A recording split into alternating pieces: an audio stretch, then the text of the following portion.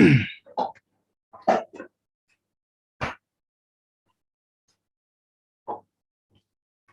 right, cool. Well, hello everyone, and welcome to the national finals for the Entrepreneurship World Cup in New Zealand. On its second time being run in New Zealand, so it's the third Entrepreneurship World Cup and the second time to have national finals.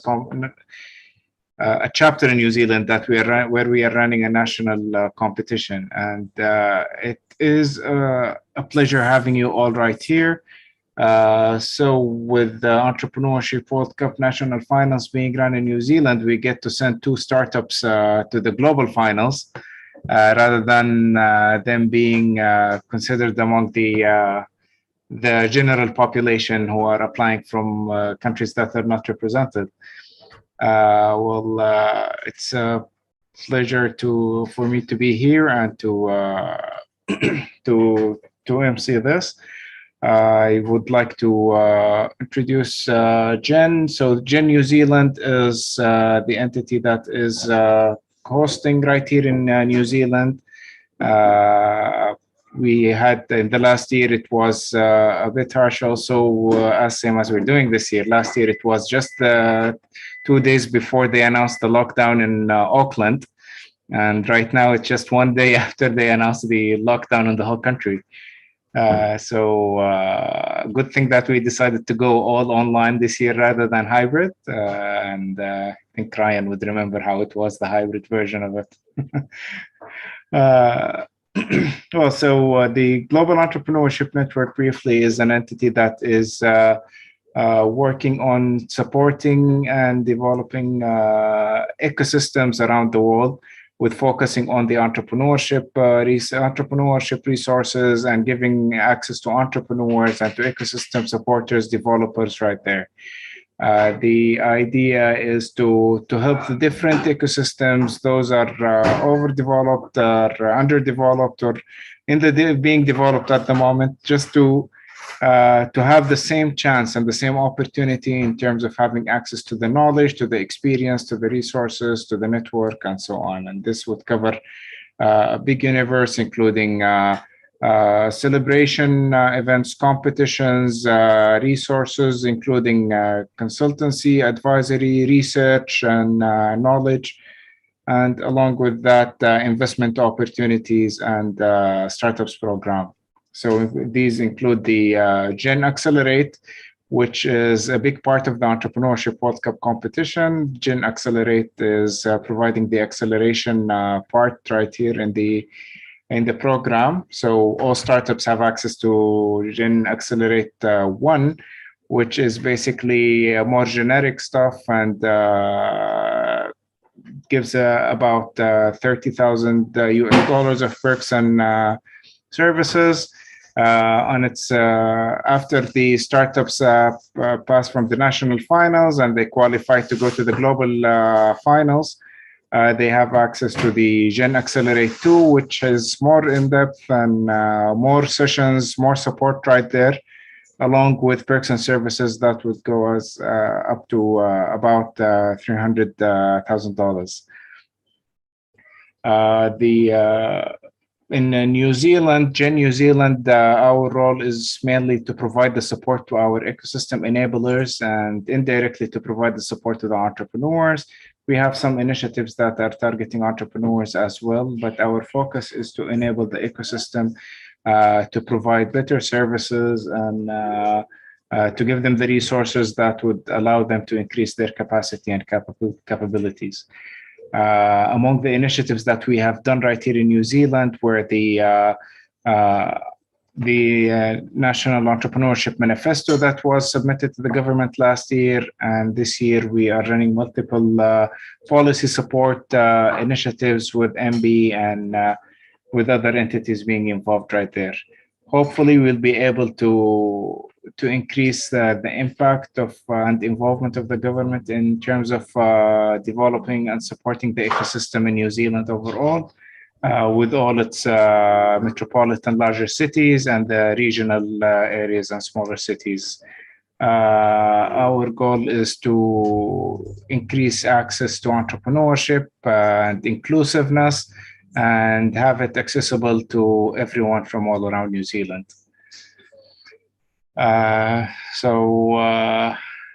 That's about Jen.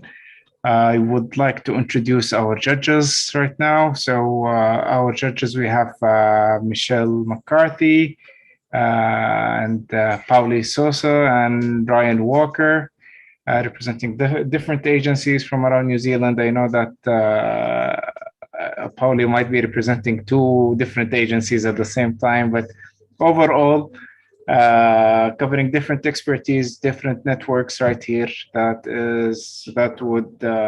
We are glad and we are we are pleased to have you guys right here judging the startups with us. The startups that have qualified with us in this, so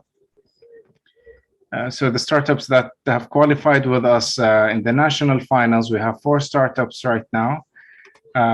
So we have Pickle Limited with Alberto Martin, Amplifier with Casey Davisville, and Jepuna Limited with Rafael Nolden, E.T. Ball with Shuara Naidu.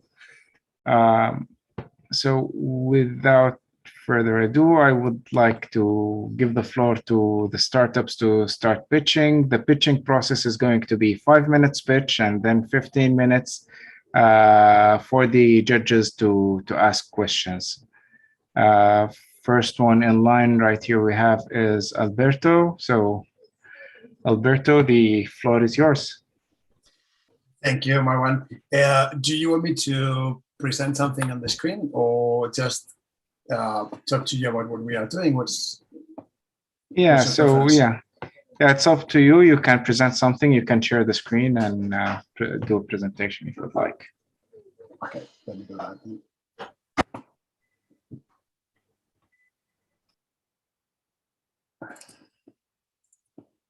If I can.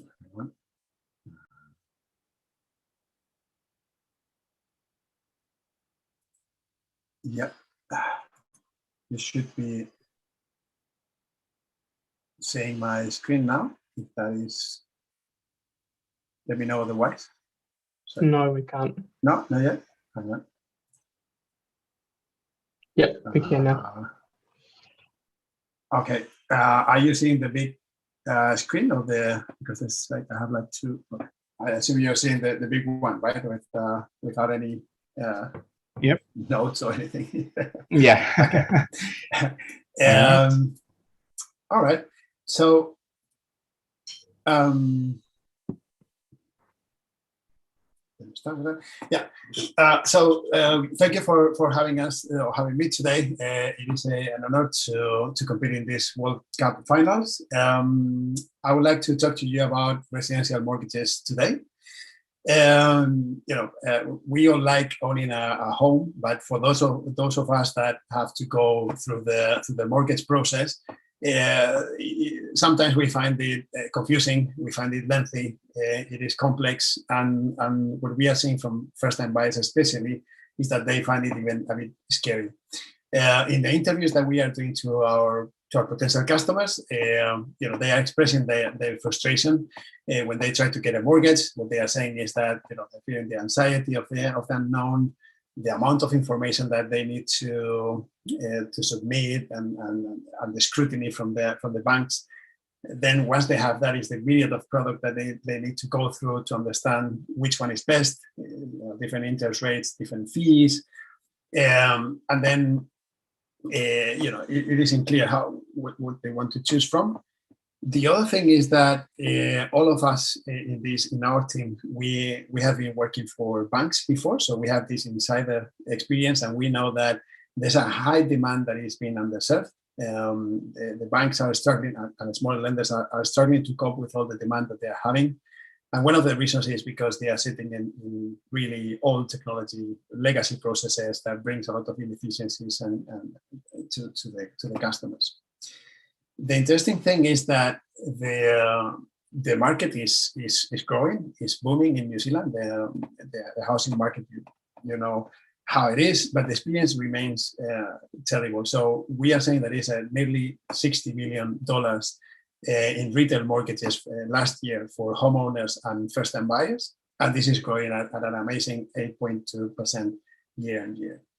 So with these two ingredients, we thought, we want to offer a new mortgage experience that is fully digital, that provides simplicity, that provides visibility and care for our customers. What does this mean? It means that we can provide a loan pre-approval in minutes. We've built all the onboarding process that is already there, and we can get the know your customer checks, anti-money laundering, soft credit check. We get a property valuation and property risk, everything online in a matter of minutes. And then we have an engine that profiles the customer and look for retrieved market interest rates and propose a competitive offer to the customer. That would be the simplicity in choosing that. Then we want to provide customers with visibility. So once the loan is approved, the customer can see a simple dashboard with to track the loan status, the transactions, the amount to repay, where is the next payments and ratios. Everything is in there. And the last thing would be care. And when we talk care, what we mean is that we are developing artificial intelligence algorithms that are going to help our customer to achieve their financial goals. Some people want to repay earlier. Some people want to get a new house. We are building everything in there, and it's actionable in the application. So the three things is 15 minutes to get a loan pre-approval, the mortgage lending that we are doing through a partner, and achieve the financial goals through artificial intelligence. What we are doing also is defining a low-risk path to market. We've done the prototype already. We have done a lot of customer validation. 80% of the mobile app is developed. We have the support from big players like Minter Ellison in New Zealand. And what we want to do next is we want to test the model. We want to test everything with onboarding 10 customers by the end of the year.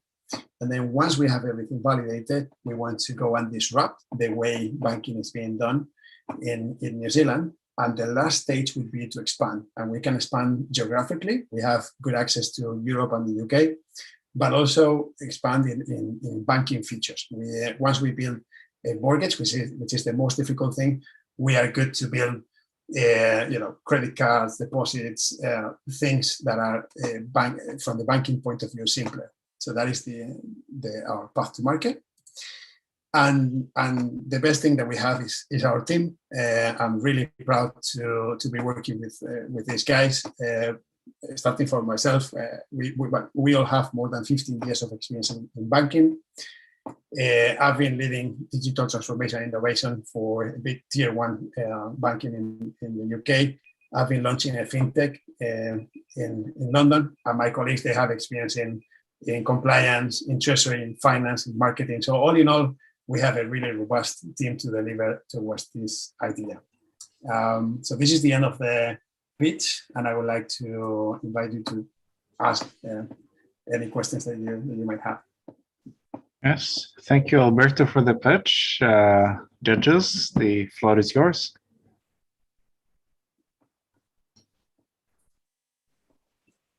Alberto, what does your sort of partnerships with banks look like? Are you purely sort of an information provider, or do you need to partner with banks in order to actually make this a success?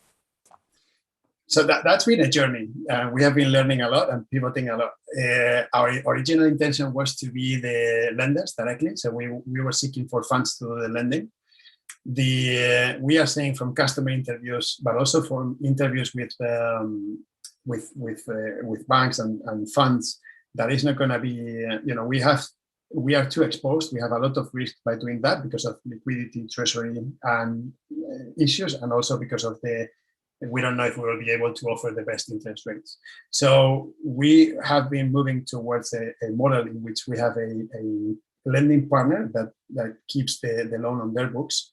We have different conversations, and depending on the size of the partner and what they are allowed to lend, they have different requirements, but we have two options here, and we are discussing two options. Either we have a solid partnership with one or few lending partners that are happy to get the customers that are already vetted and credit screened and offer them a loan, or we can follow a kind of broker approach where we just submit the application to different lenders agnostically, and they will go and pick the customer.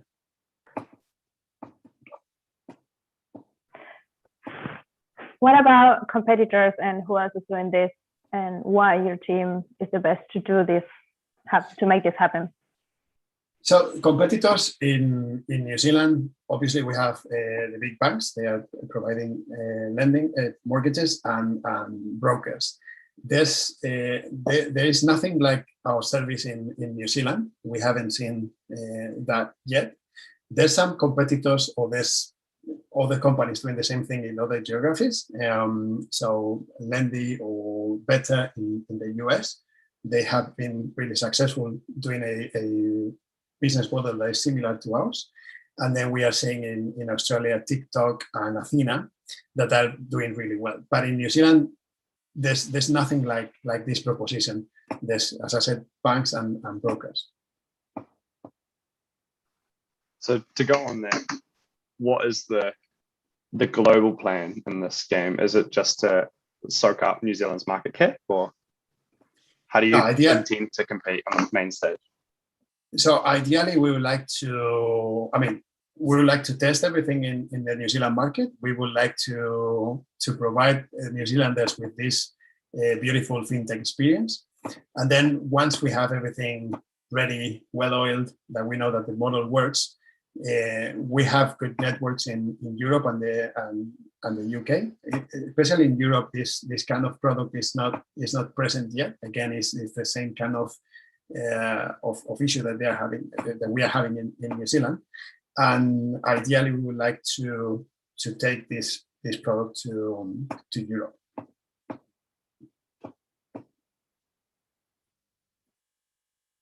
So I'm going to ask one more question if I can. Why not start in Europe?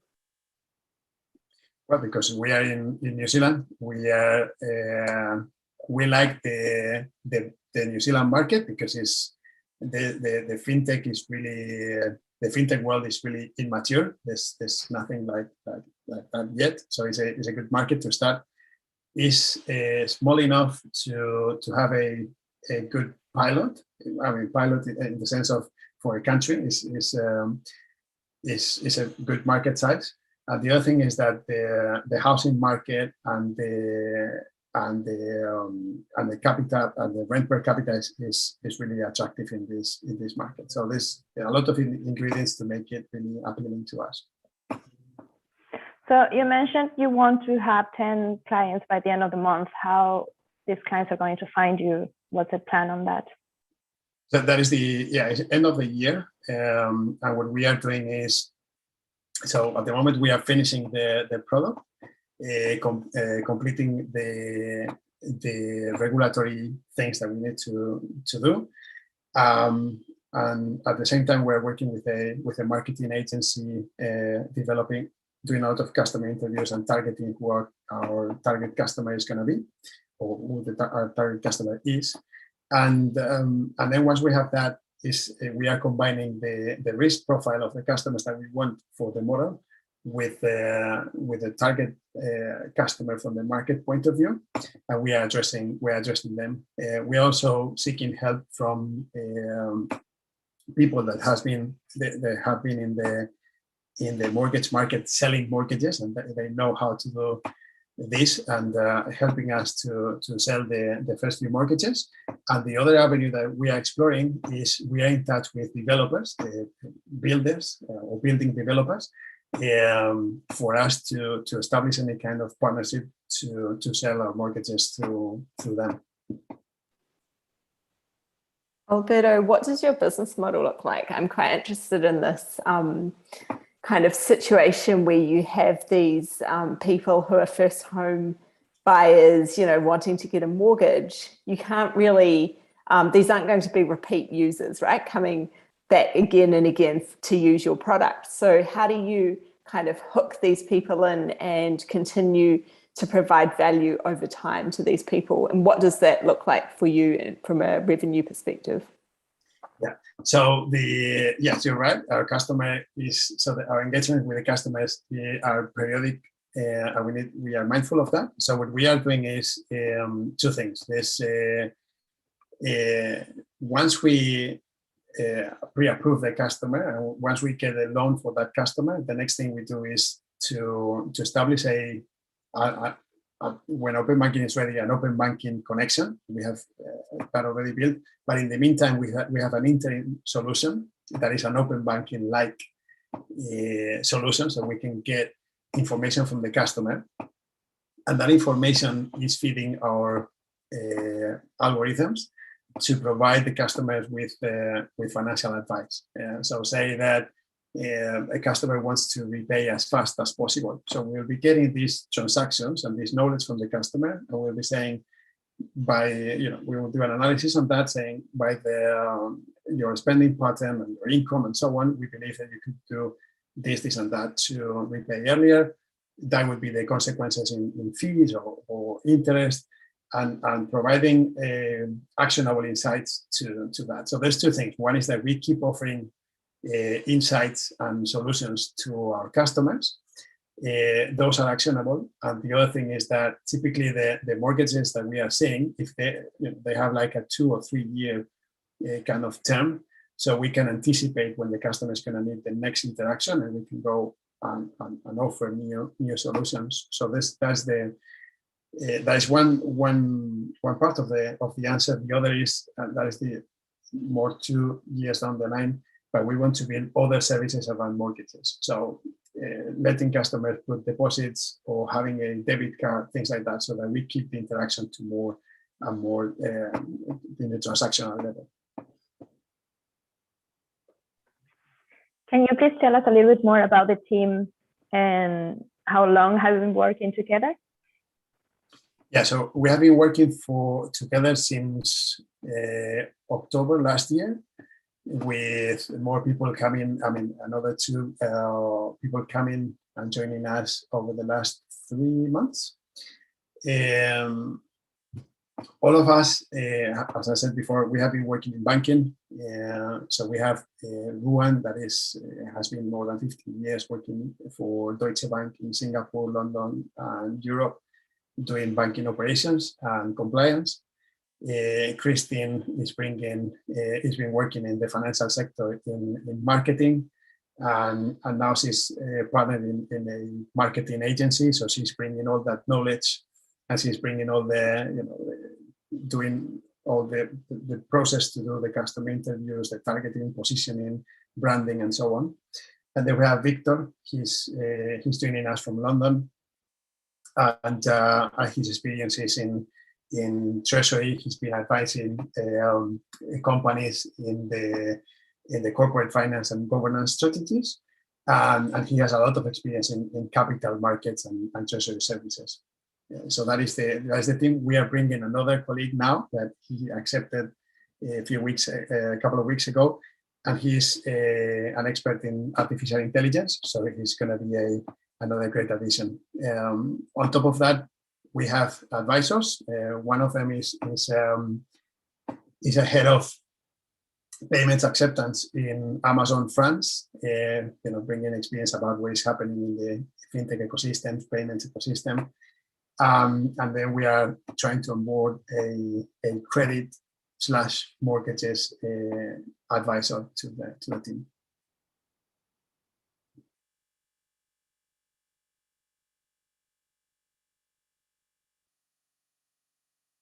Sorry, Polly, one more.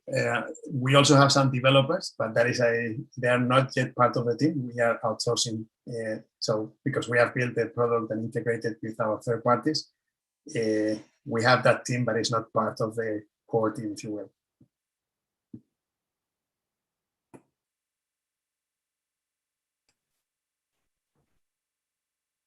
All right, we have about 4 more minutes of questions if you want to ask any.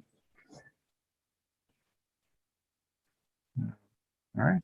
If all good, thank you, Alberto, for pitching and for your participation. Thank you so much. Good luck and all the best.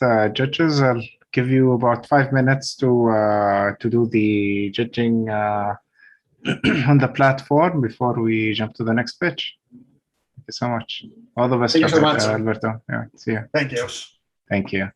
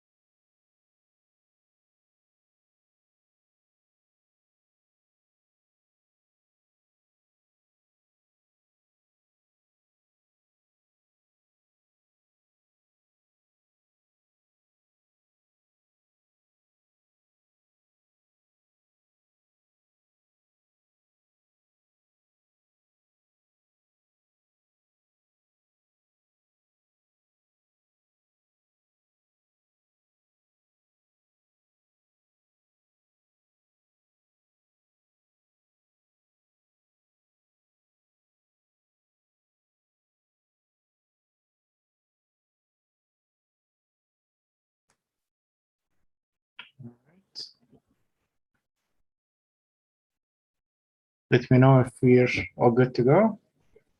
All right, awesome. Thumbs ups from the judges. All right, thank you, Alberto. Casey, floor is yours. Thanks, Marwan. Kia ora, everyone. Casey here. I'm super excited to be doing this pitch, and thank you, Marwan, Michelle, Carly, Ryan for judging this. Right, so I'm going to kick off with screen share, go through a prezzo.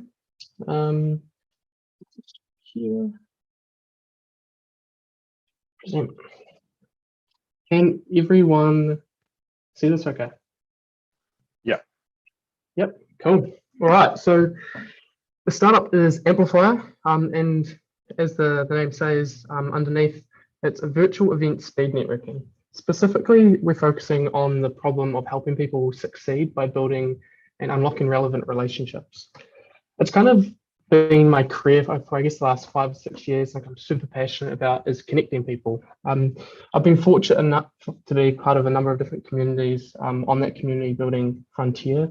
Kind of started with Startup Dunedin, where I was kind of ran a startup down there, ran a co-working space, and just fell in love with the startup scene and helping founders and how much of a difference it can make to connect people and try to be helpful.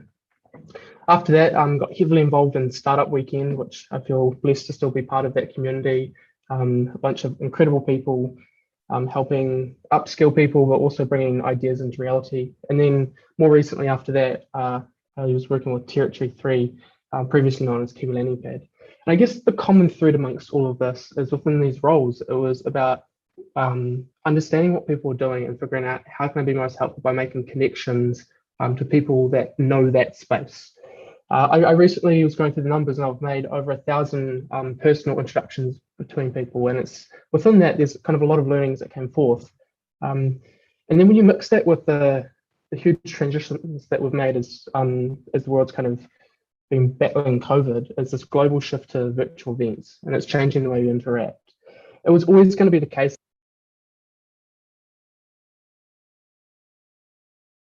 that sort of stuff's become possible, but this really, as we know, accelerated that. But the core problem that's happened is as we've shifted towards virtual events, the focus has been on this sort of format of allowing people to kind of speak to multiple people at once, but usually at the end, there's not the chance for the serendipity in the conversations and that one-to-one sort of context that you get in a real life event. Another way of putting it is what we've seen in the middle column is virtual events default one-to-all, but relationships are best formed one-to-one. The simple result of this is that people are missing out on building relationships. So from a solution perspective to address that problem, we've got a standalone platform. It does all the things you'd normally expect on a virtual event platform, like screen share, record, all that sort of stuff. But in particular, the magic is the rapid one-on-one speed networking that we allow attendees to do on this platform.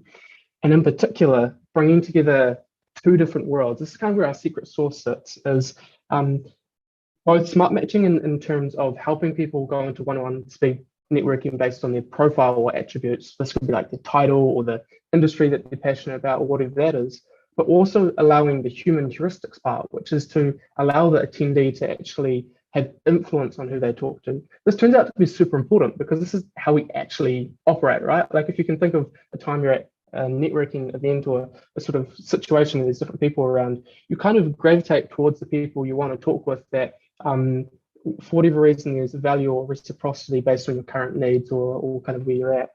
So those are the two worlds we're bringing together. What the product actually looks like is bringing those two, starting with attendees being able to create their own lineup. So you can see here, I guess on the right-hand side, imagine you're at the event. On the right-hand side, you've got all the different attendees that are on that event, and you can upvote who you want to talk to as an attendee based on what your needs are. So you'll see in this example, one of the sessions we had where Luke was on, some of his strengths might be raising capital, or that sort of things. So you can look at that and be like, okay, yeah, I really, really want to talk to him.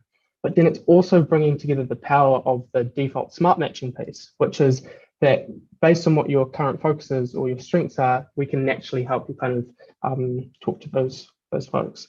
So the market size is growing, as you can imagine, with the virtual event space. There's lots of things popping up. This is a real interesting piece of research from the Grand View, where it's expected that the virtual event space is going to 4x by 2027. So just in 6 years, going from roughly 115 billion to 400 billion USD. Model is pretty simple. Freemium model for events under 100 attendees. There's kind of a two-pronged reason for this. One, kind of from the heart, is we want to make sure this is always available for communities to benefit from. But the other as well is that when you have a freemium model, and particularly on an event side, anytime someone hosts an event, they're bringing attendees to the event. So it actually helps us grow and get more exposure as well. Once you go past that, or you want more of the advanced features, such as being able to really kind of tailor lineups, deeper insights to the community on who's talking and that sort of thing, that becomes $100 a month.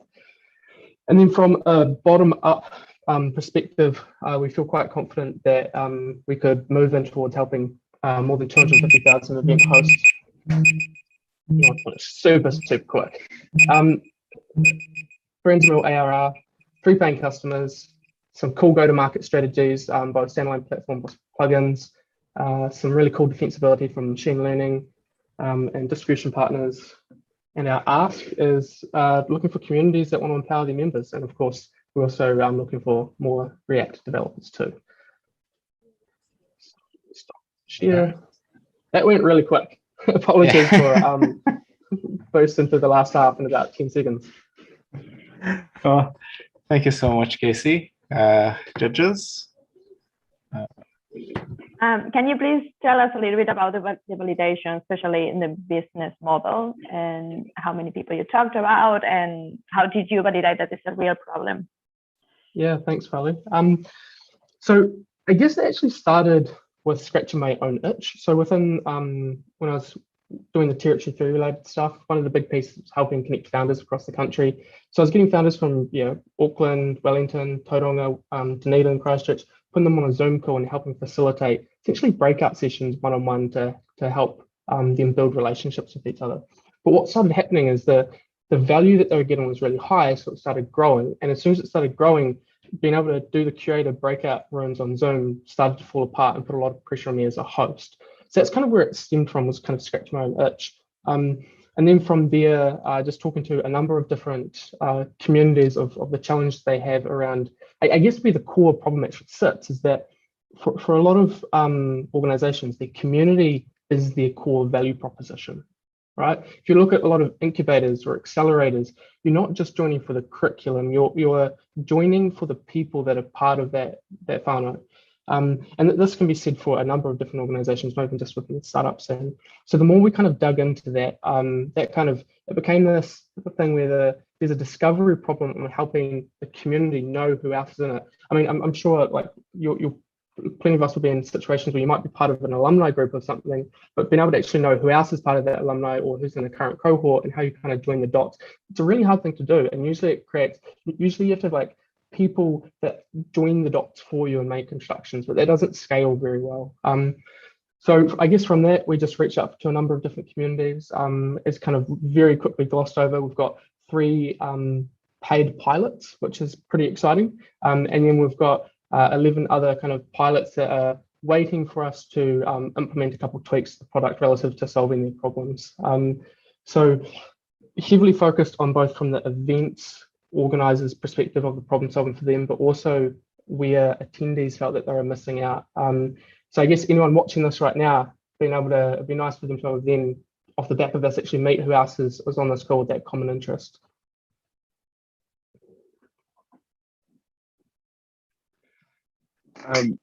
Casey, in this space, there's obviously a lot of competitors, especially in a post-COVID world, and they all offer vastly different ways of solving this problem. I know it's a blanket question, but how is your problem different and why should we use that instead? It's a really good question. And you're absolutely right. Like the space is blowing up in a good way. And power to the different ventures kind of coming in. I'd say the non-bullshit answer is that we're smashing together 2 different worlds. A lot of these platforms are focusing on either passive matching. An example for that would be, say, Lunch Club, where you've got a profile, you've got attributes, and it puts you into one-on-one sessions with people.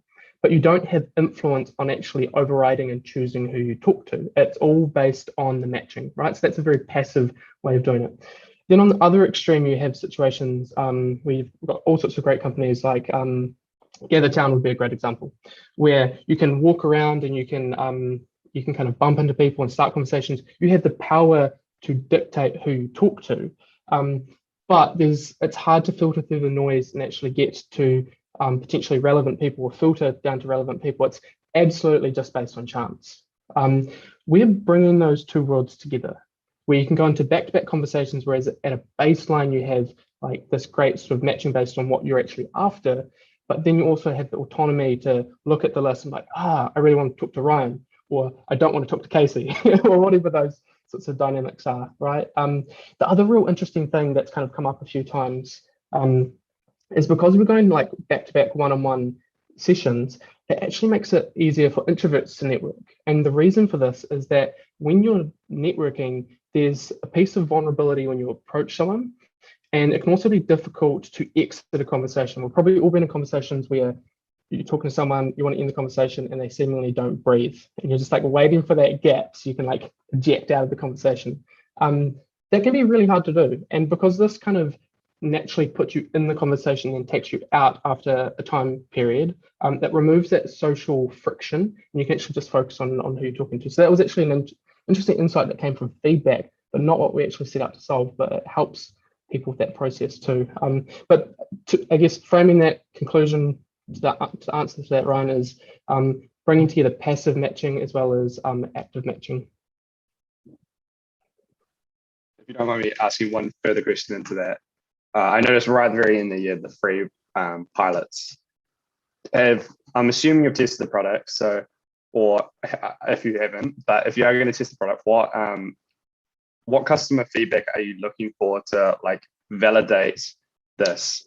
Because I'm thinking that if the feedback says we really enjoyed it, would that be what you're looking for? Have you had anything, or is there something you're looking for that would validate this concept? So we have done a number of different pilots.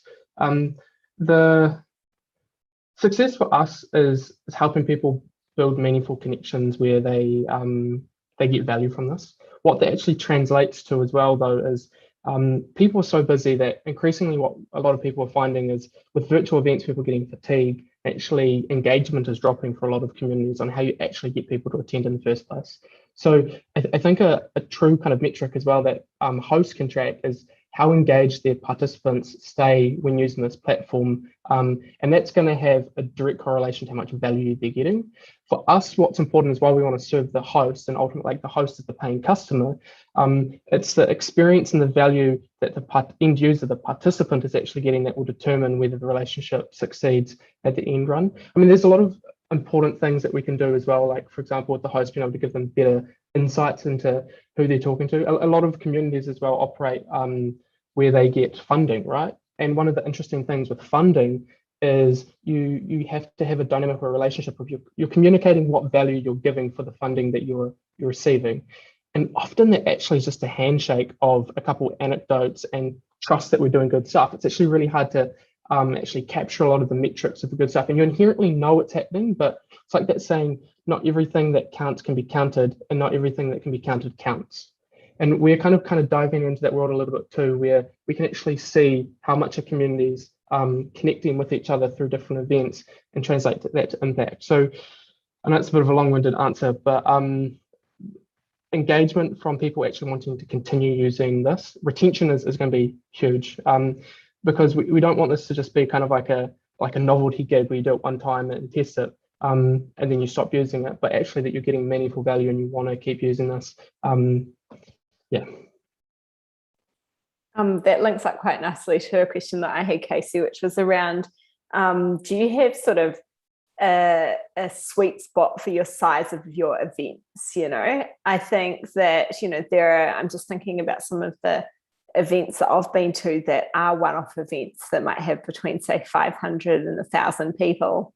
And thinking about that sort of situation where those sort of event managers might actually be willing to pay quite a lot for the use of a solution. So $100, you know, I was thinking about that. That's, you know, you'd obviously want to charge more for something like that if that was one of your target markets. But yeah, just wondering about how you would, the logistics of facilitating that sort of matching for that sort of scale of event. So do you have an ideal kind of size of event or that you're going for? Awesome question. I guess the reality is that we kind of are still making up as we go based on the feedback we're getting, and is the honest answer. The range where it currently sits is between 25 and 200 is where things seem to sit for how many people actually will come to different events. With that said, the way we've built this, it scales really nicely. So we've leveraged our own platform by using Twilio as kind of the back end. And because this, you put people into one-on-one breakout rooms with each other, there's actually no cap on how many people could be at one of these events, because they're, in a way, technically different instances, if you will, rather than everyone being on one session. From a pricing model, you're absolutely right that like $100 a month, like our server costs could end up costing more than what we're actually getting paid if we had like a massive customer. So then it would become probably after a threshold a usage thing. We just don't have any clients that have over like, I guess, 1,000 customer on one kind of giant conference sort of zone yet. But that would be an easy switch to do. So I'd say for the sweet spot right now, it's about helping connect communities between kind of 50 to 200 people, but that does go as low as 25. Interestingly, for the product to actually function, because it's a networking, it makes sense when you're above 10 people, although you can go as low as 5 as well. So just to be clear on the product, if I, as an event organizer, hire your service, that means that all my attendees, that we need to download the app to their phones, or is it something online? Is something I can do in my, yeah. How does it work? For sure. So it's a standalone platform. You don't have to download anything. You just go to the URL that the host will send you, that takes you to our platform, and then you can just sign straight in, either with authentication or create an account then and there. The host can also make it so you don't have to sign in. You can just jump straight in, because it all comes down to like what sort of level of friction are you trying to remove. The trade-off that when people can jump straight on the event is you have less information for helping try and match them, which is an interesting thing. Something I glossed over super quick on the deck is we're also looking at now going onto Zoom and Microsoft Teams within their marketplace.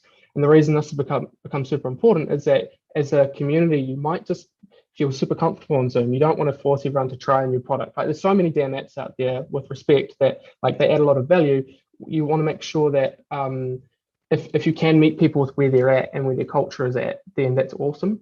It also is a great go-to-market strategy because Zoom and Teams are fighting ferociously to try and get market capture. Like Zoom's got the $100 million fund for startups even just using their platform. So just by being on their platform, that will actually help us get customers.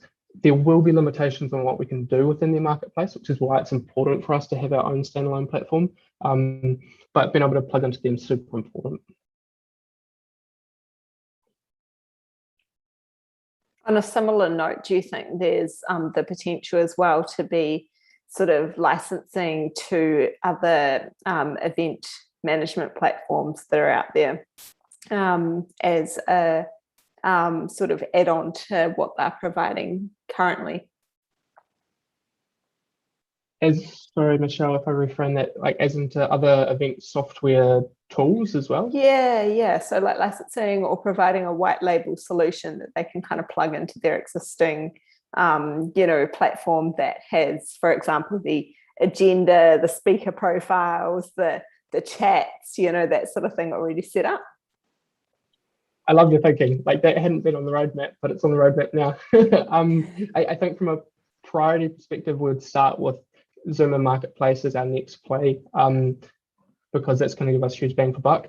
But there's no reason we couldn't white label as well. Interestingly, we are kind of white labeling from Twilio, so it'd be like quite meta because they'll be white labeling a white label. Ultimately, we will build our own platform because there's more efficiency in cost. But right now, it's all about kind of like cost to impact ratio, right? So it's makes more sense for us to just be up and running quickly and pay slightly higher cost by using Twilio. But yeah, absolutely, there's no reason we couldn't make it so other platforms could plug in and use what we've got. And there's going to be huge benefits as well, where part of the defensibility piece that we skimmed over super quick too was kind of there's two parts. One is kind of on the machine learning piece and taking the buzz out of that, and actually like what that actually means is on our smart matching, we can try and predict what will be a good match, right? But every time someone upvotes and overrides who they talk to relative to what we thought, there's disparity. And that's awesome because it means we've actually got a learning opportunity of why they chose something different to what we thought. So we can build an engine that gets really good at trying to predict what a good match looks like. And as that happens, we'll actually be in a better position that it would make more sense for another platform, kind of as you mentioned, Michelle, to use us, where we've already got a real strong baseline on creating great matches, rather than a lot of there's other competitors that I kind of didn't touch on that do round robin matching, which is essentially you throw people into a room and then it just kind of mixes them up. It's kind of like speed dating or like speed matching, where it's like tables and chairs where like just go across each other. But there's heaps of challenges that get introduced. Not only it's just completely random, which can have its benefits, but some of the challenges that also happen is like if you get, and this is a problem that I really faced that actually led me to start this, was if someone turns up late or if someone has to leave early, all that sort of stuff, it screws your lineup because you've got one of two options. Either you've got a hole in your lineup for everyone they're going to talk to, or you re-roll the dice of your round robin matching, which means you now introduce double ups that can happen. So that's something that is from the get-go has been important for us to solve as well, was kind of that piece there. But yeah, I like your thinking, Michelle. Thank you for asking that coming a suggestion. Marlon, do we have time for another question? Sure. Yeah, 5 seconds, but yeah. Okay.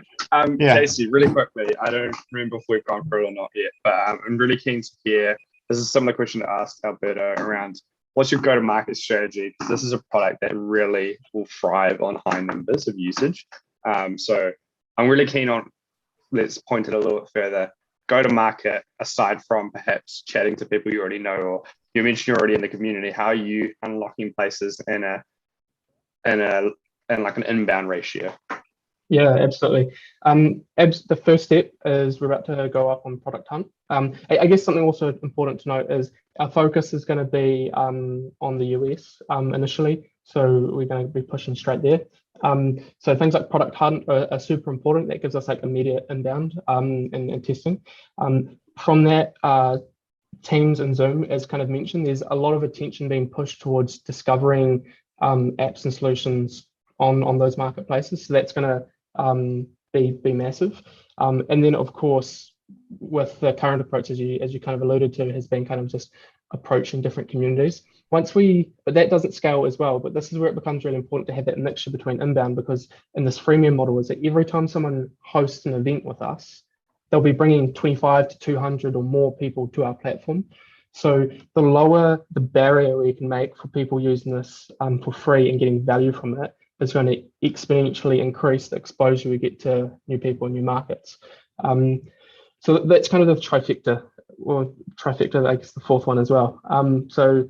Product Hunt, Zooms and Teams, marketplaces, things like that. And then as well as how we can help serve communities that have a massive audience, where we can then kind of gain customers out of that exposure as well.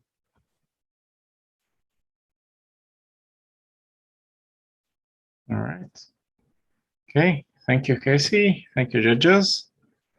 One thing, it is unfortunate that the other two teams are no-show. So there is one that withdrawn earlier. The other one is just not showing up. So I guess that's a wrap for the pitching.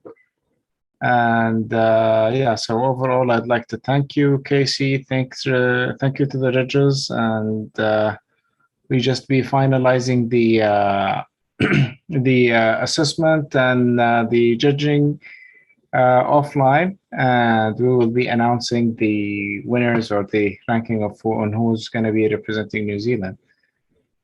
So thanks again, and thank you guys for your time. All the best, and good luck. Thank you so much. Thank you. Thank you. Guys. Thank you. All right, judges, if you could just finalize the judging in the platform, then we can just finalize the announcements later. Thank you so much. No worries. Marwan.